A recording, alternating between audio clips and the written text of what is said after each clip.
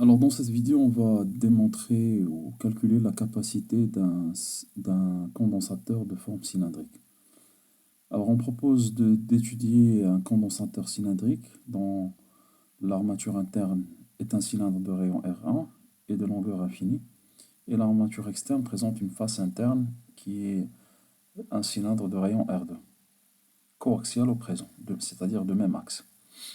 Calculer la capacité d'une hauteur H de charge Q du condensateur.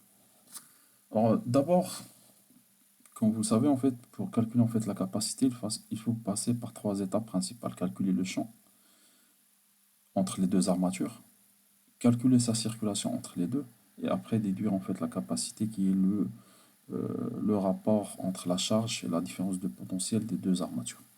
Alors maintenant, on va commencer par la première étape, et qui est le calcul en fait, du champ. Alors, le champ, comme vous le savez, en fait, il faut revoir les exercices précédents, dans les séries précédentes, concernant en fait la forme cylindrique, on l'a déjà fait. Alors, d'abord, le calcul du champ E. Alors, le champ E d'un cylindre, il a une symétrie, il est d'invariance, il ne dépend pas en fait de R, parce que ici, dans le cas, ils ont choisi en fait des cylindres infinis, et il est suivant UR. On peut calculer rapidement, on peut calculer le champ rapidement en utilisant en fait le théorème de Gauss. Si vous choisissez un cylindre entre les deux, vous pouvez utiliser en fait le théorème de Gauss pour déduire en fait le champ.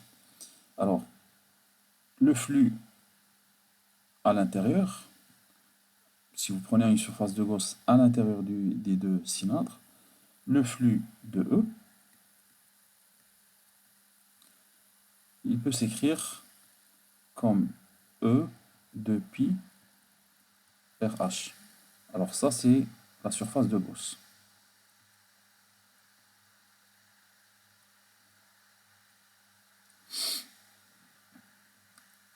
Et si on applique en fait le théorème de Gauss, tout cela égale à Q sur epsilon 0. Alors, nous, ce qu'on a choisi, alors je vais le dessiner rapidement. On a choisi un cylindre. Ça, c'est la surface de Gauss que je vais dessiner.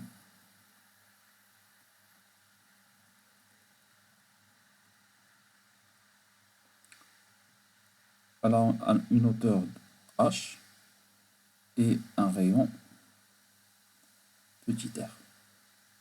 Ça, c'est la hauteur H.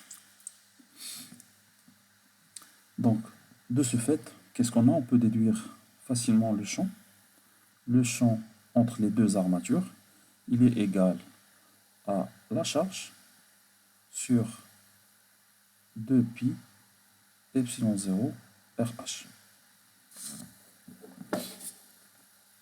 L'étape suivante, c'est calculer en fait la circulation entre les deux. Alors soit vous pouvez utiliser en fait la circulation, ou vous utilisez en fait l'expression E moins grade de V, c'est la même chose. Alors, utilisons maintenant E est égal à moins grade V, alors vous allez trouver en fait que alors, E moins grade V, c'est la même expression en fait, utiliser la circulation ou cette relation, c'est la même chose.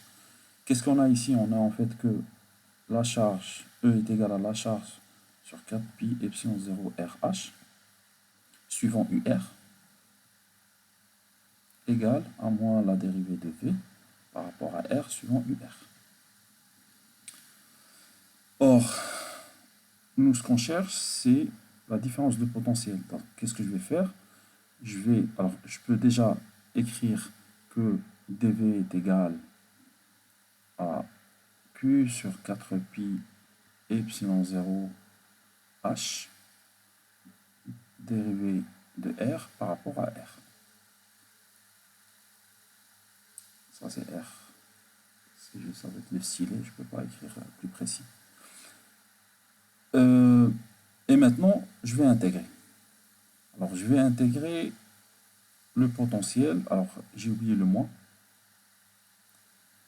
Je vais intégrer entre le potentiel V1 de du cylindre intérieur et le potentiel V2 du cylindre extérieur. Et cette expression, je vais l'intégrer entre R1 et R2.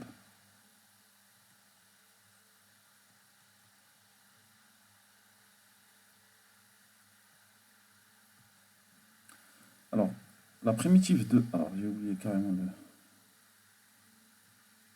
le potentiel. Alors, ici, le potentiel, ça sera V2 moins V1. Et ici, la primitive de dr sur R, c'est ln de R. Et si je remplace par les bornes, j'aurai en fait moins Q sur 4pi epsilon 0 H ln de R2 sur R1.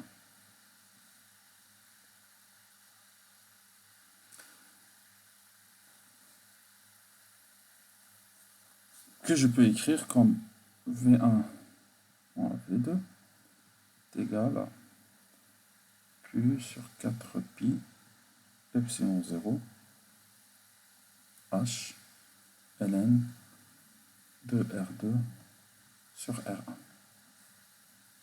Alors maintenant, j'ai cette différence de potentiel. J'ai oublié de rappeler en fait que la définition de la capacité, c'est la charge Q1 sur V1 moins V2.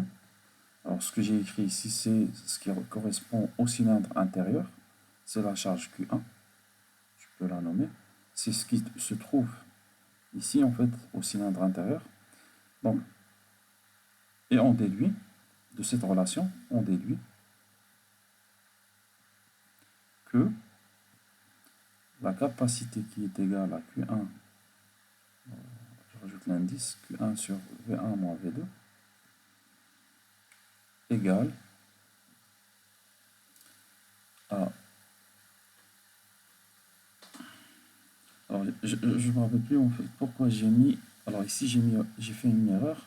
Ici, c'est pas 4pi, mais plutôt c'est 2pi. Alors, je vais la corriger. 2pi. Ça m'éviterait en fait de refaire toute la vidéo. C'est 2pi. Alors, je fais pas de montage. C'est du direct, presque, ou presque. C'est égal à 2pi epsilon 0h